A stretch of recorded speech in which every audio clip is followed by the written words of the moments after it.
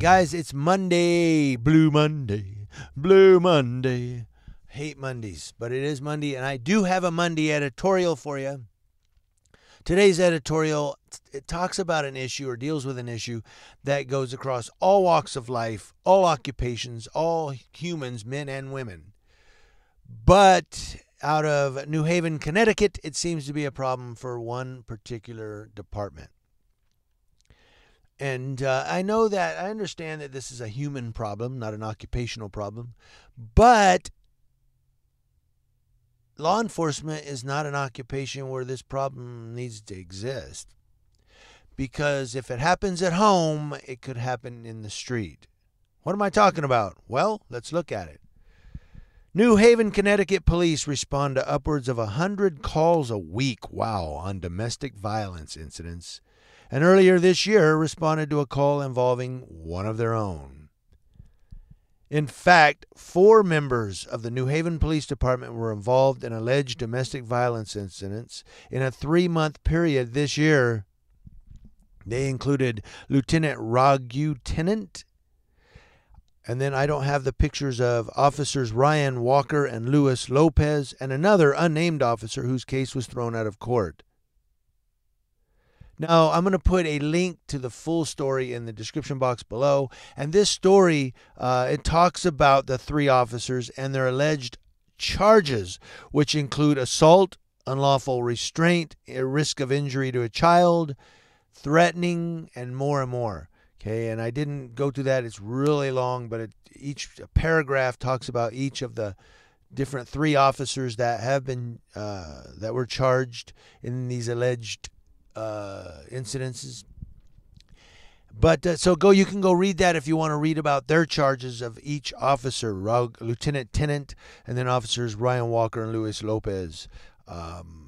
Again, I couldn't find the pictures of the officers. But we go on and let's look at what the police chief had to say about this. New Haven Police Chief Anthony Campbell said, quote, "In my career, I've seen a lot of officers arrested for domestic violence. What is unique is we've had 4 within a 3-month period. But what's not unique is when you look at what is really going on, officers are under a lot of stress. And it's not an excuse because no officer has a right to put their hand on another individual. They do it every day." Campbell said, quote, "Since all these happened, we made it very clear that we don't tolerate domestic violence. On duty or off duty, it's not tolerated. If a person is convicted and can't carry a gun, they can't be an officer."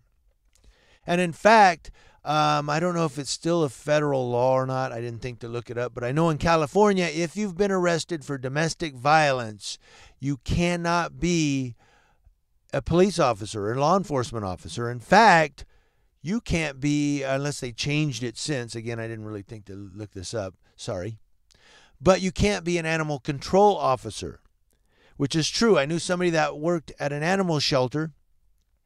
As an animal shelter, he was animal control officer at the shelter, and they wouldn't let him go out and be a field officer because he had a domestic violence charge. He was trying to get that pardoned or expunged by the governor. He had to literally go through the governor and send a packet and send letters and supporting documents and so forth to try to get it expunged so that he could be an officer in the field. Because then, you can be trained to carry a asp baton or pepper spray or any of that, and but he couldn't do it because of the DV charge. So yes, once you get a DV charge, it's very difficult or probably impossible to become a law enforcement officer or stay a law enforcement officer. But the fact that these guys have had 4 officers, one was thrown out, so maybe we won't count that one, but at least 3 charges that are about to stick or could stick of domestic violence of law enforcement officers in one police department. One police department. And he's saying, well, they're under a lot of stress. Yeah, everybody's under a lot of stress, not just cops. Firemen are under stress. Sometimes janitors are under stress, with finances and trying to, school teachers, bankers, government service workers, First Amendment auditors all have financial problems. So it's really, really, like he said, not an excuse to say I'm under a lot of stress and sometimes I just backhand her, No, that's wrong. And you know that if a police officer is doing that at home, you know damn well he doesn't change when he gets out on the street. Come on, there's more stress on the street than there is at home in most cases. I don't want to use that as every case, but you get out on the street, he's got all this pent-up stress. He just got in a fight with his wife. He's pissed off. He goes to a call. There's 2 or 3 people standing there with video cameras. He's like, Jesus Christ, I got to put up with this now. And he gets out. Then he has to get into it with a guy who's arguing with him. Now he's really pissed off. I'm gonna knock this friggin' guy's block off. Watch this. And then he ends up batoning the guy for no reason while the guy's handcuffed or what have you. And I'm not saying that happened in this department. I'm just saying that happens every day on the street nationally. We see this in my editorials every single day, every single week.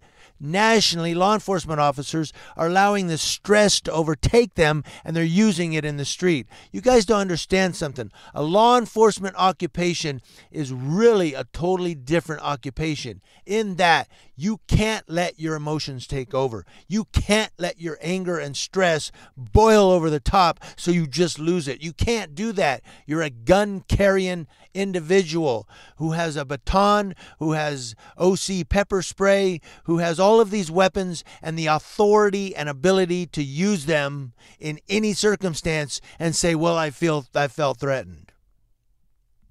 My point is,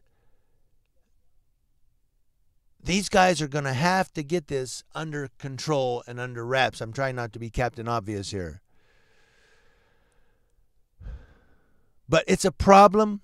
And it's a problem in New Haven, Connecticut's police department. And I wanted to bring it to your guys' attention. Maybe you guys can chew on it a little in the comment section.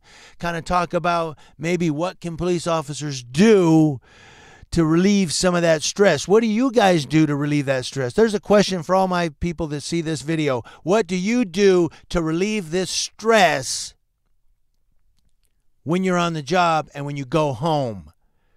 What do you do to have a happy marriage and a happy family and not let the stress take over? News Now Yucaipa, I want to hear from you guys. Read the story and let me know what you think.